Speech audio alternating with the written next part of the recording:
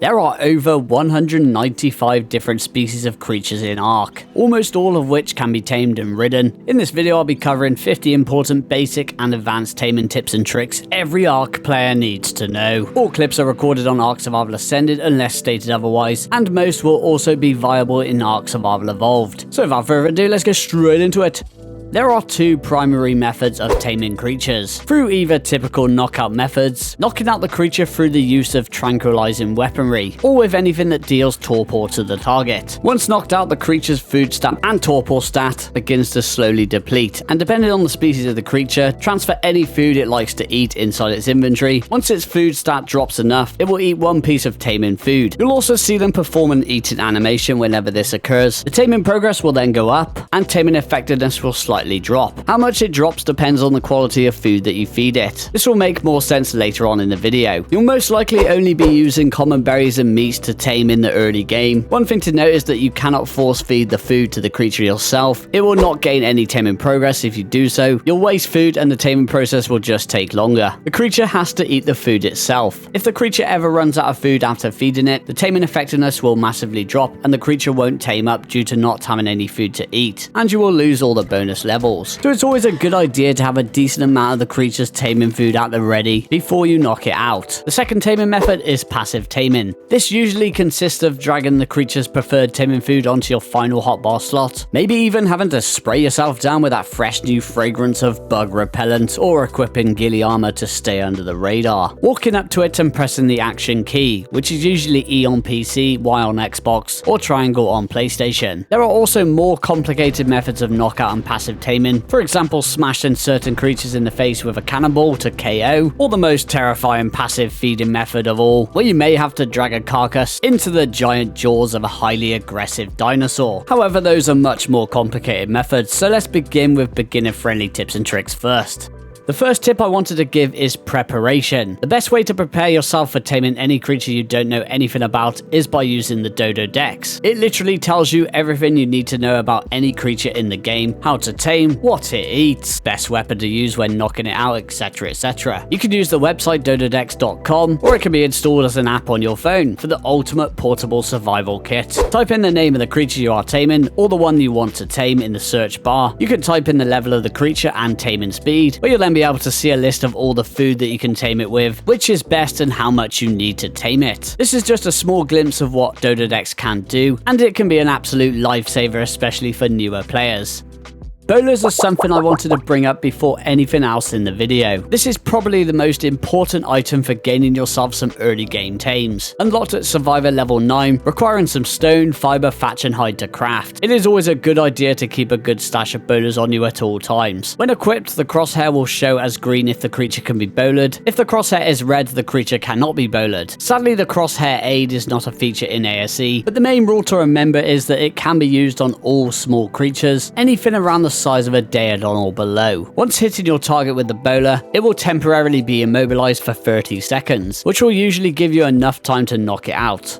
Speaking of knocking out, we'll focus on knockout taming tips first, as this is the most common taming method in the game. Firstly, you will need to pick your weapon of choice. Let's begin with the basics and work our way through the ranks. There are some weapons I will completely ignore. For example, I'm not going to talk about the slingshot or the electric prod, as I just don't think they are ever useful for anything. Neither will I talk about the harpoon launcher, because by the time you unlock it at level 72, you already have yourself a high quality crossbow, which is just better anyway. So we'll begin with the wooden club, which is a great early game tool that you can use for knocking out a variety of useful creatures. Plus, if you have a character with a few points leveled in melee, can make the club a very useful knockout tool. The club is unlocked at level 8 and is extremely easy to craft, needing only wood and fiber. Once you have bolas and a club, you are onto a winner. Great for knocking out your first parasaur or even your first pteranodon, which are both creatures that will open the door to making your life a whole lot easier.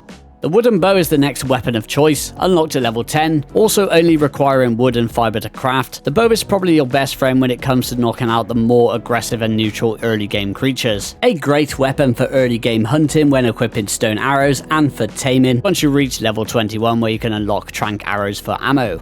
Then we have the Crossbow, probably the most versatile weapon in the game, and is my go-to for knocking out most creatures, even at the mid and late game, depending on my situation of course. Unlocked at level 25 and crafted in a smithy, requiring metal ingot, fiber and wood to craft, extremely cheap for the utility it brings to the party. It deals more torpor over time than the regular bow, and also the compound bow, and I know I've heard some people say that the compound bow is better, but it is not. Trust me, it deals less torpor per shot, and is far more expensive to repair. The only perk the compound bow and the wooden bow have over the crossbow is that they can be fired quicker, but you will still be using more Tranq arrows at the end of the day. Work smarter, not harder. That's what I say. The crossbow is the one, son. And unlike the wooden bow and compound bow, the crossbow can be used underwater. It is such a good weapon for many reasons. What I will say is it can be an absolute nightmare taming things with a primitive crossbow. However, there is a very easy way to find yourself a high quality bow or crossbow, which is through killing alpha predators. These can be found on most maps. Of course, you do need to have an easy way of killing them, but when you do, they will have a very high chance of dropping high quality loot, which includes commonly dropping crossbows and bows. Being able to find a high damage crossbow or bow in the early to mid game will make your life 20 times easier, as the more damage the weapon has, the more torpor it deals to the target.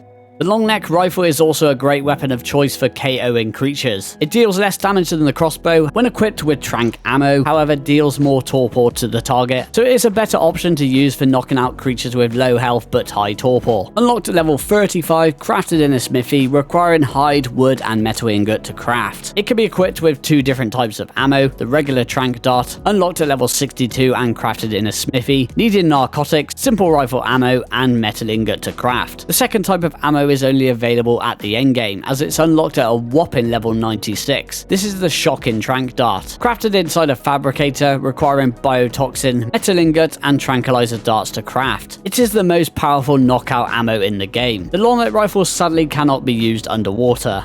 Another important tool that you should be trying to acquire as soon as possible is the Spyglass. This is the most useful tool when scouting for creatures to tame, especially when trying to find better levels in the wild. Once used, it will tell you the level and sex of the creature. It is unlocked at level 7 and is very cheap to make. The trouble will always be finding that small amount of crystal, which can be very rare to find at the early stage of the game. But once you do find that crystal, you will have one of the most useful tools in the game. So after pummeling a creature long enough with tranquilizing weapons, it will begin to flee when its torpor reaches a certain level. It can be a nightmare in some cases, where the creature tends to just run all over the map, especially running towards water. The last thing you want is for your creature to fall unconscious in the water, as it will just drown to death. A lot of starter creatures can be knocked out with the use of bolas and basic weaponry. However, as you progress through the game, you will come across much harder creatures when it comes to taming. The taming process can be made 100 times easier simply by building a trap for it. There are plenty of basic traps that can be used for taming, the ramp to drop box being a very popular pick for trapping land creatures, or for example a row of stone gates with a gate at each end to close in flyers or larger creatures. Or there are far more efficient traps created by talented builders in the ARK community. Captain Fat Dog specializes in creating unique and efficient trap builds for a lot of the creatures in ARK. He has many trap designs for both ARK Survival Ascended and Evolved. His Argentavis trap is one I still use to this day. Toast Bloke is also another guy who comes up with some awesome trap ideas. I thought his Rex trap was genius, as it can easily trap multiple Rexes at the same time, which makes life a whole lot easier, especially if you're just taming one. Links to their channels will be in the description of the video and in a pinned comment. I almost always build a trap for any creature I plan to knock out, as it always makes taming so much easier.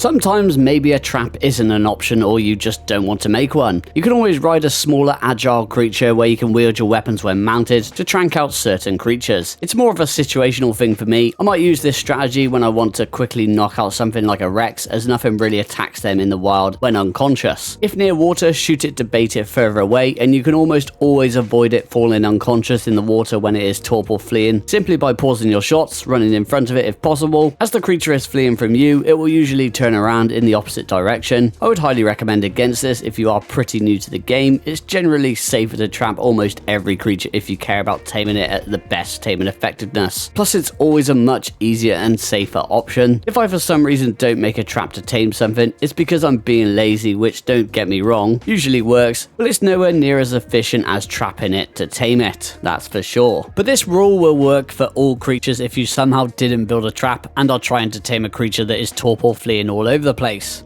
Once you have knocked out your creature, you will need to keep it asleep. You can view the creature's torpor levels by accessing the creature where you can view its stats. The torpor of the creature will drop over time, and all creatures are different. Some have very fast draining torpor, whereas others have slow draining torpor, so you will need to keep a close eye on this. So to raise its torpor and keep it asleep, you need to force feed it either Narcoberries, Narcotics, or Biotoxin, which can be done by placing them in the creature's inventory and holding down E on PC or right trigger on controller. These consumables do all have different perks and properties. Narcoberries are the most accessible and can be picked from any bush and gathered in bulk with a herbivore that can harvest berries. These can be force fed to raise the creature's torpor by 7.5 over 3 seconds, which inflict torpor slower than Narcotics, which can be very useful in keeping creatures with fast draining torpor asleep for longer. You will need to feed it a lot more, but Narcoberries will take longer to kick in over time. Narcotics can be unlocked at level 6 and crafted in a mortar and pestle or later down the line in a chemistry bench. Requiring spoiled meat and Narcoberries to craft, it is the most commonly used consumable due to it not having a spoil timer. They are also great for crafting in bulk for a good amount of XP, and well, it's just the easiest one to store in bulk. Force feeding one Narcotic will raise the torpor by 40 over the period of 8 seconds. Biotoxin is the third main consumable that inflicts 80 torpor over 16 seconds, which of course is the most powerful of the sleepy pills, but it is much harder to store in bulk due to having to hunt jellyfish to obtain it, unless playing Aberration of course, where it is plentiful, and it does also have a spoil timer. I must admit I rarely use Biotoxin for keeping creatures asleep, but if you have enough of it, then it's always an option.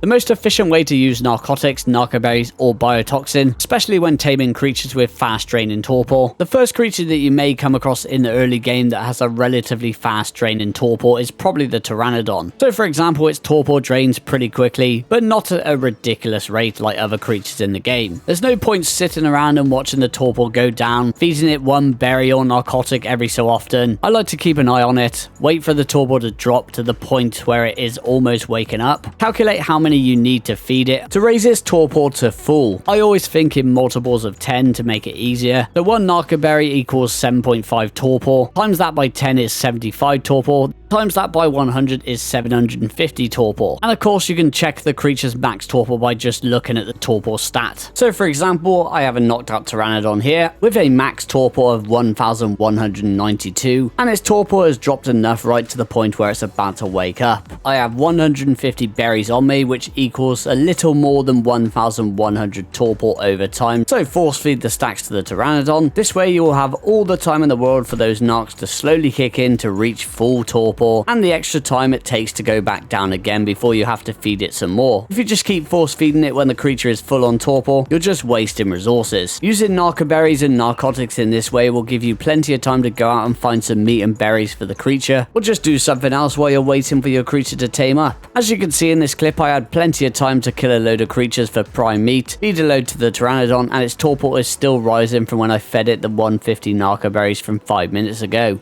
After knocking out a creature, there are two things I like to do. Say for example, I've just knocked out my first Pteranodon, and it's a pretty decent level. The Pteranodon gets attacked by almost every single carnivore in the game, so building a load of wooden spike walls around it should keep it perfectly safe from any dangerous wildlife. You can unlock the wooden spike wall at level 13, crafted inside your inventory requiring 40 wood, 10 hide and 30 fiber. It's always handy to craft these beforehand if you know you will need them. What you can also do if playing solo is run or fly out a render distance, which will cause any creatures in that area to go into stasis. Essentially, going out a render distance pauses the game in that area, which is the easiest way of putting it. Wild creatures will not attack unconscious or tamed creatures, while no players are in render distance of the area. There is a bit of speculation and advice that I've seen people give saying to always delay your shots when tranking out creatures, because it takes 5 seconds for the torpor to fully kick in after the initial impact. This is true, however, you do not need to wait 5 seconds before firing another shot to fully gain the torpor effects. The torpor attacks do stack, so even if you fire 5 shots in succession, it will still amount to the same amount of torpor that it would have gained if you waited 5 seconds in between each shot. I've used the awesome Spyglass mod just to showcase this a little better. Basically, you don't have to pause in between shots to make the most out of your tranking weapons. Just pound them until they begin fleeing. And once they flee is the only time you should begin delaying your shots, as you do not want to shoot the creature after it gets knocked out, because this will massively drop the taming effectiveness, therefore losing you valuable bonus levels after tame. For the majority of creatures, it's best to aim for the head to maximize the amount of torpor dealt, unless you are tranking a trike of course, as they take reduced damage to their head. In this clip, me and my tribe mate shot this fairy together with no pauses, and stopped just as it begins to flee, and the torpor kept rising for 20 seconds or so after the last shot, without us having to shoot it again. This leads us on perfectly to the next tip.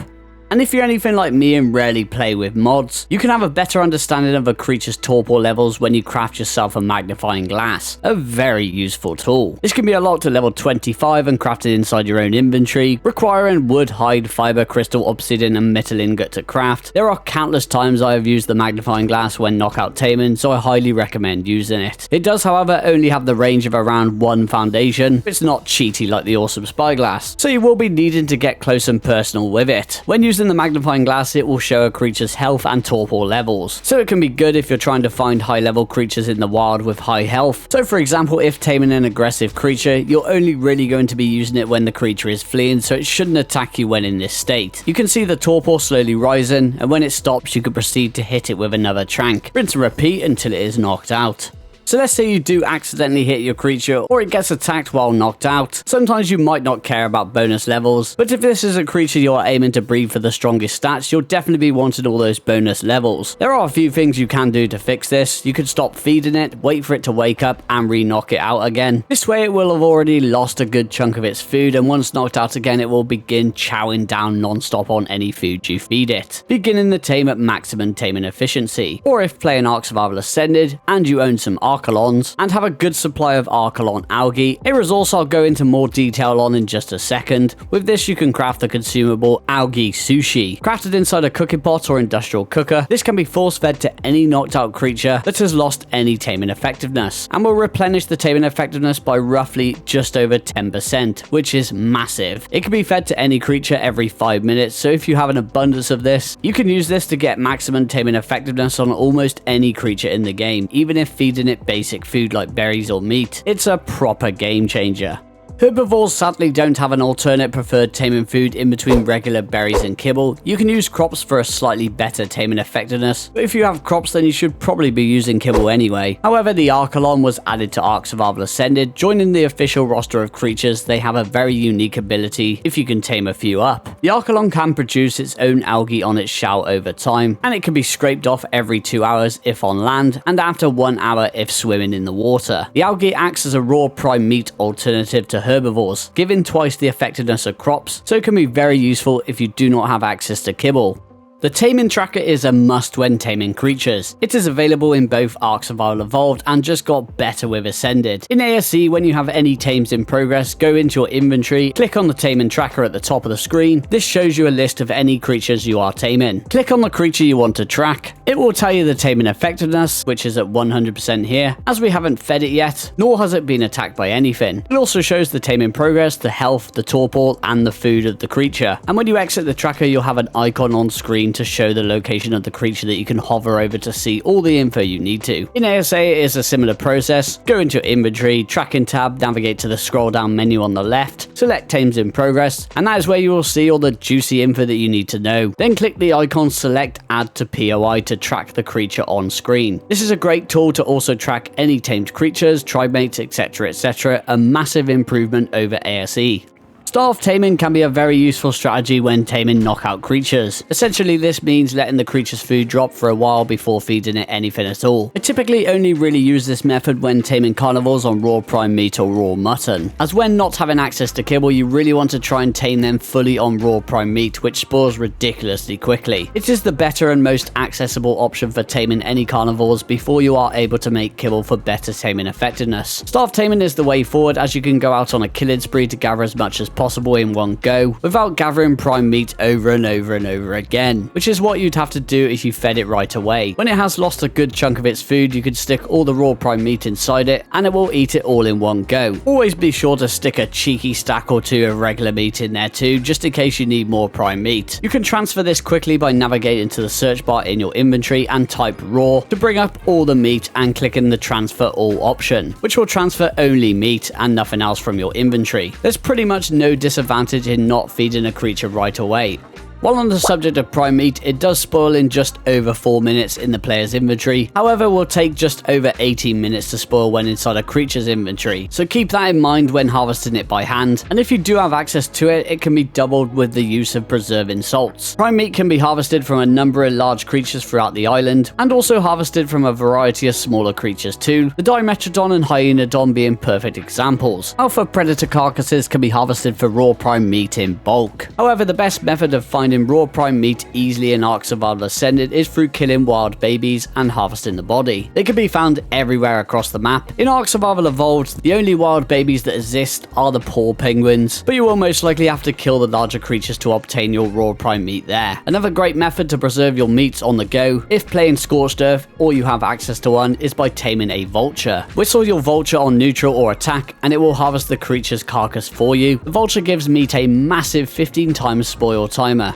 Speaking of raw mutton, this is obtained by harvesting an ovis's carcass. It is a slightly better quality of meat than raw prime meat and has a slightly longer spoil timer. The ovis can be very rare to find for the most part, typically found more commonly in the snow biome. But if you can tame a male and a female, breed them up for babies, fully raise them, for the best results stick them in a cryo fridge for passive XP over time, and when you throw them out, level them fully in health, kill them off, and chop them up, ideally with a chainsaw, for an unlimited supply on demand whenever you need raw mutton for taming. Poor sheep, feel so mean, but the amount of resources they drop is just too good. The more health levels you pump into your ovis, the more resources you'll harvest from them. They don't even need to recover their health, you just need to level them up. You'll get black box with resources numerous times from just one sheep carcass. It is extremely useful for farming tons of hide and pelt too. And while I'm here, I may as well cover raw prime fish meat, as it is a meat preferred by a small variety of piscivores and some carnivores, before you can make kibble of course, which don't worry, we will be finally getting onto in just a second. It can be quite difficult to get a hold of if you don't know how. However, all you need is a metal sickle. Find a body of water and some saber-toothed salmon, kill them off, and slice them up with a metal sickle for the easiest raw prime fish meat source. You can also harvest raw prime fish meat from a megalodon when using the metal pickaxe or the metal hatchet. Or if you spot a lead sickvies, you can swim up to it and passively collect either 50 raw fish or raw prime fish meat from it without it aggroing to you. Of course, you're not guaranteed to get 50 raw prime fish meat, but you can repeat the process every 10 minutes. If you find a creature out in the wild and it is one you want to tame, but it is on the brink of death, it is guaranteed to die if you begin tranking it out. There is a way around this for herbivores and a couple for carnivores. The first method is using a snow owl. They are available on most maps that came after extinction on ARK Survival Evolved, and are currently only available on extinction and soon to be Astraeus in ARK Survival Ascended. Anyway, holding down the alternate attack can heal up wild creatures as well as tamed creatures. It is the only creature that can heal up wild creatures like this. An absolute game-changing ability. This allows you to now freely trank out that creature at your leisure. With carnivores, you can still use the snow owl, but what if you're playing a map where you do not have access to one? Well, you can easily heal up carnivores by letting them attack any carcass. This massively replenishes any of their lost health. If for some reason there's no creatures around, be sure to have it trapped. You can stick all your belongings in a storage box, place down a sleeping bag nearby, and just run at the creature and let it eat you for a tasty snack. I've done this many a time when taming a diabed due to their relatively low health but high torpor. One thing to note is that you do have to feed the carnivores or omnivores a carcass or yourself before their torpor gets too high, so you do have to time this right. If they are fleeing and aren't in an aggressive state, they will not attack anything, so you would have to wait for the torpor to drop before you can do so, which depending on the creature could be a while before it does drop. It's a very useful tip that I use all the time. Tranq arrows are still most likely the most commonly used tranquilizing ammo in the game. A Tranq arrow blueprint can potentially be found in green supply beacons. With that, you can stick the blueprint in your smithy or a portable smithy like the Argentavis and craft as many as you want without having to craft them inside your own inventory, saving you a lot of time and energy.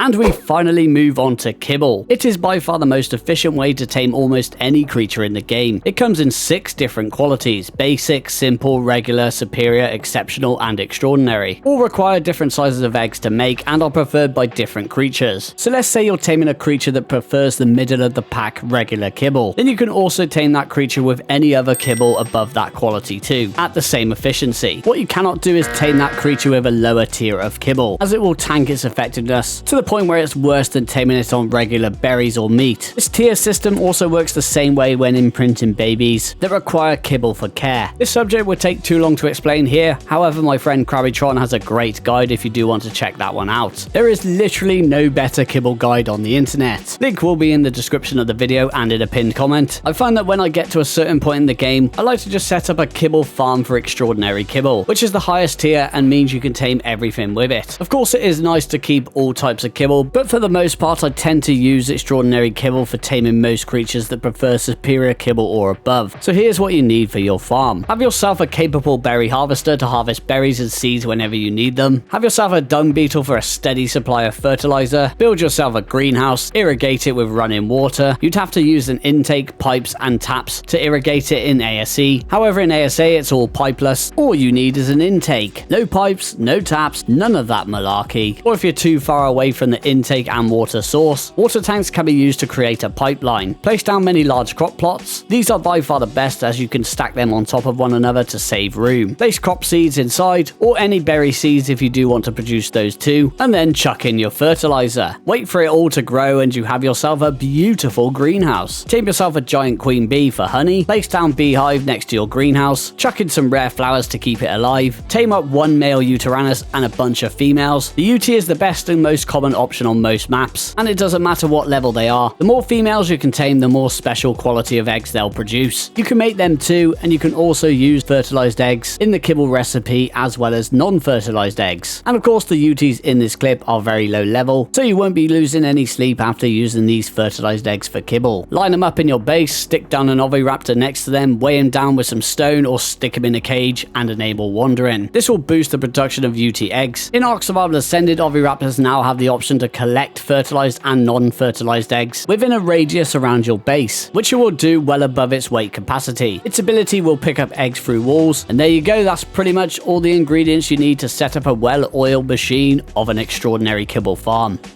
A bit of an obvious one here, which I totally forgot to mention earlier, is to always keep your tames on passive while taming anything. There's nothing worse than your tamed creatures trying to get in on the action, and depending on the creature, they might even kill the thing you are trying to tame. Just whistle passive from the radial menu before aggroing any creature, to avoid a potentially more chaotic situation. And if you don't like putting your creatures on passive, well, just keep them far away from the creature you are taming. When searching for high-level creatures to tame, if possible, it is always important to kill off all low-level creatures or any of the creatures inhabiting the area of a common spawn for the creature you desire. Be sure to also harvest the carcasses too, because that will also prevent creatures from respawning. This will free up the spawns and allow for more to respawn, giving you a better chance of finding that high-level creature. In Ark, we love when creatures do all the work for us, and what better way to knock something out than with our own tamed creatures. There are many creatures that you can tame that boast torpor inflicting attacks. It would take too long to go through them all, so I'll name a bunch that are useful, then focus on two that I personally love to use. The Patchy, Aranio, Titanoboa, Basilisk, Scorpion, Beelzebufo, Mantis, and the Equus are all pretty useful when it comes to torpor inflicting attacks. Some are better than others, which is why we'll focus on the Mantis first. Once tamed, pump that melee stat for better damage, give it some high quality wooden clubs to wield, and you are ready to massacre the entire creature population on the map, in relation to knocking them out, of course. The Mantis is very capable of knocking out almost any creature of any size, including larger dinosaurs like the mighty Rex. A club wielding Mantis could quite possibly be one of the most fun experiences in the game. There's no better feeling than the thought of knowing that you won't have to make hundreds of Tranqs later on when you return home after a long day out exploring, and all you need to worry about is repairing the clubs with fibre and wood, which you can easily do on the go. Another great KOer is the Equus. We move from deadly hands to deadly legs. The Equus's kicking power is a force to be reckoned with. Scaling with melee damage will see your trusty steed KOing the largest of creatures with ease, albeit more riskier than the Mantis, as it deals quite a bit of damage as well as torpor, and may have to feed carnivores a carcass or two, otherwise there is a good chance of killing the target instead.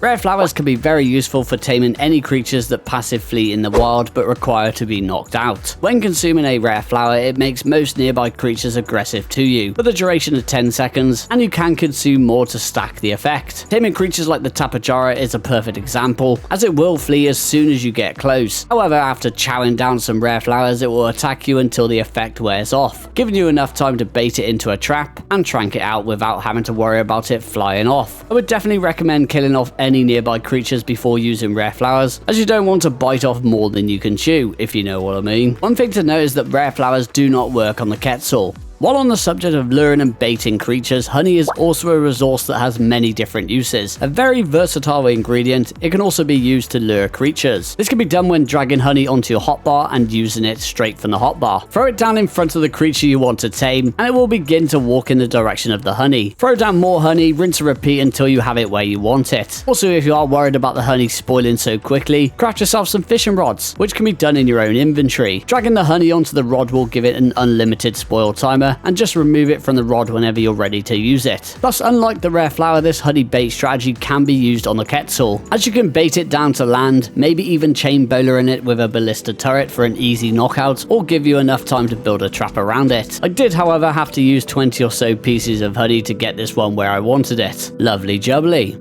The Sanguine Elixir is a consumable that can be crafted inside the Desmodus' inventory, which is a creature only available in ARK Survival Evolved, and will come to Ascended when the Fjordan map releases in 20 years' time. The Desmodus can harvest blood packs like there's no tomorrow when attacking any creature, and to craft one of these elixirs you need to have 200 blood packs inside its inventory. It can be used to increase the imprint progress on any baby by 30%, but of course we'll focus on why it's so useful in taming. When passive taming or having any creature knocked out, drag the elixir onto your hotbar. Be sure to place the taming food inside the creature beforehand. Look directly at the creature and use the elixir right from your hotbar. This increases the taming percentage by a whopping 30% right off the bat. One thing to note is that this can only be used on a creature once. While on the subject of the Desmodus, it also has its own night vision. This can be used to scout for creatures that you are wanting to tame. The range is so good that you can even see almost all the way down to the ocean bed, making them very useful for scouting aquatic creatures too. Another great creature for scouting is the snow owl. It has its own infrared vision that can be triggered when pressing the crouch key. This ability is very useful for spotting creatures, especially in low light conditions. In particular, I love using the snow owl to hunt down beehives, as these are also lit up like a Christmas tree, and unlike the Desmodus' night vision, this can be used any time of the day, which leads me on perfectly to the next tip.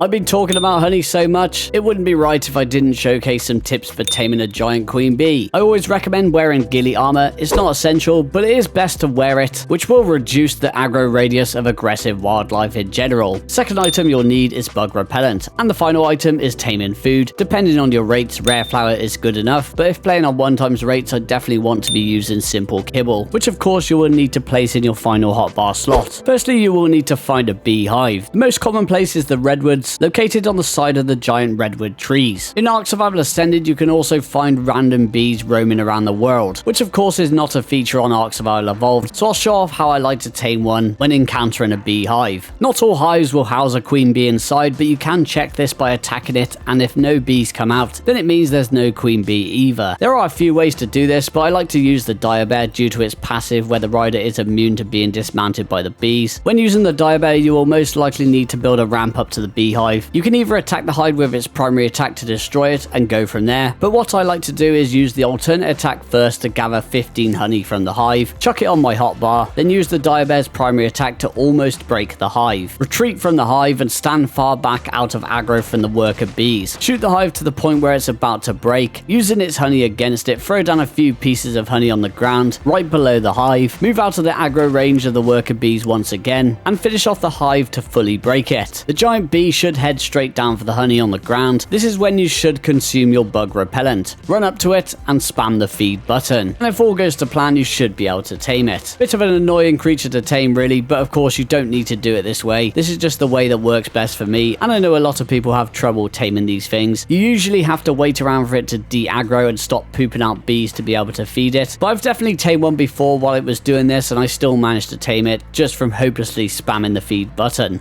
The Yutyrannus Feral can be used on a wide variety of small to medium and some larger creatures like the Ferrazino for example. Basically, any affected creatures will receive a debuff that causes them to take 50% more damage and begin to flee when at 100%. This means that your Tranqs will deal a lot more Torpor over time. Not really that useful for the most part. However, if you do have a creature trapped nearby to your base, it can most definitely be utilized. I must admit I almost forgot to mention the net projectile, which is a type of ammo for the harpoon launcher, and is the only time you'd catch catch me using this weapon. It is, however, only currently available in ARK Survival Evolved, and will come to Ascended with the release of the Genesis Part 2 map. I personally don't like the net projectile, but there's no denying it's ridiculously useful when it comes to taming. It can be used on a wide variety of small to medium and some larger creatures too. Once fired, it will immobilize the creature for a whole minute, giving you plenty of time to knock it out or easily build a trap around it if you desire to. The Argentavis is one of the most useful creatures in the game, especially when it comes to taming, as it can pick up a wide variety of small to medium creatures in its talons and also small creatures in its mouth. This is very useful when it comes to taming an otter, which is another very useful creature and one of the best shoulder pets you could tame in the game. The Argy can pick it up, keep it in its beak even when landed, allowing for a much easier taming process. Speaking of the Argentavis, there is a little trick you can use when taming one in ARK Survival Evolved, which will basically insta-tame it. Ideally, you want to be using a high powerful weapon, which makes pulling it off a little easier. Shoot it a couple of times right before it gets too high on Torpor to begin fleeing. Then you want to kill a creature, something small enough for you to carry back to your trap. Let it eat the carcass, which will activate its passive of rapid regeneration. This is when you want to pound it until it goes unconscious. If you can knock it out while its rapid regeneration buff is still active, it will rapidly drain its food stat. You can then place your taming food inside and it will chow down on it all and tame up right away. Unfortunately, this does not work in ARK Survival Ascended, or at least it hasn't for me after attempting it with 10 or so different RGs. It does work a treat in ASE though.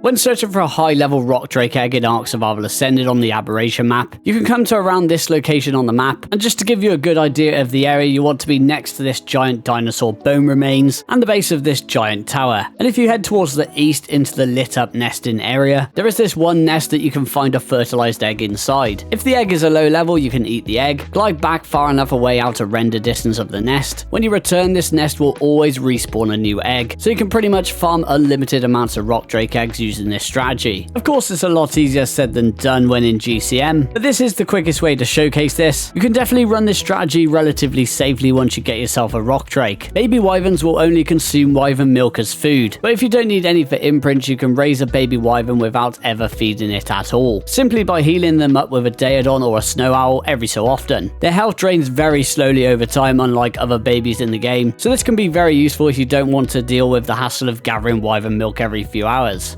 It's no secret that the Equus is useful for KOing creatures. However, it does have more utility going its way as a taming aid. I'm pretty sure we've all been there when we've knocked a creature out and it's fallen unconscious in the water and will begin drowning to death once its oxygen fully depletes. In every scenario, the creature is as good as dead. However, with the Equus saddle, you can craft lassos from its inventory and drag them onto your hotbar to use while riding. With the lassos, you can launch at a variety of conscious and unconscious creatures and drag them wherever you please. This even works on a few larger creatures like the Quetzal, allowing you to drag these creatures to a much safer spot for taming. The only way to tame a Reaper is if you get impregnated by a Reaper Queen. There is this location that you can come to when playing ARK Survival Ascended. It's right on the edge of where the blue zone meets the red zone. So if things don't quite go your way, it's not too far to retreat to a much safer area. Heading south, you'll come to two paths that fork out, taking the right path. There is almost always at least one Reaper Queen in this area, and if it's a low level, you can kill it off and rinse and repeat without having to go too far into the red zone. Queens can also be trapped for multiple pregnancies. You basically need to bait it into any trap where the foundations fully cover the floor. This way it will not be able to burrow after it has done the deed. Great for when you have friends to play with, so bring them along to the party. I don't have any, but if I did, they would be getting preggers with me right now.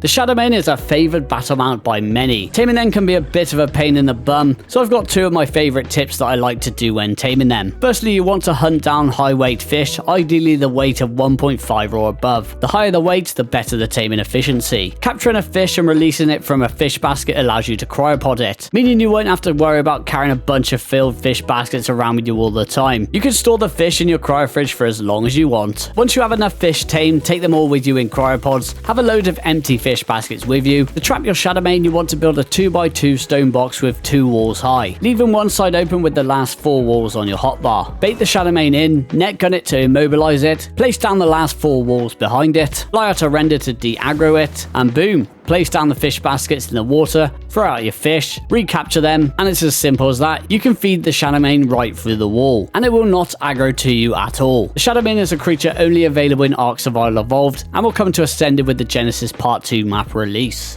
The The Tek Binoculars is an item in ARK Survival Ascended, and one that I wasn't going to initially add to this video as it's so endgame I do feel like it loses a lot of its value. However, it is a very useful tool to own once you do finally get around to the point of defeating the Alpha Tech Cave and the Overseer boss. Luckily it's relatively cheap to make, a very useful tool for breeders that are looking for creatures to tame with the strongest of stats. It can be used to track tamed or wild creatures, inspect structures, etc, etc. But the best thing about it is that it works a little like the awesome Spyglass mod, showing a creature's base stats and details. The most useful info here is the 3 numbers next to the creature stats. So the number on the left is how many wild levels the creature has into each stat, the middle number is how many mutations the creature has into a stat, and the final number on the right is how many levels the player has put into each stat after tame.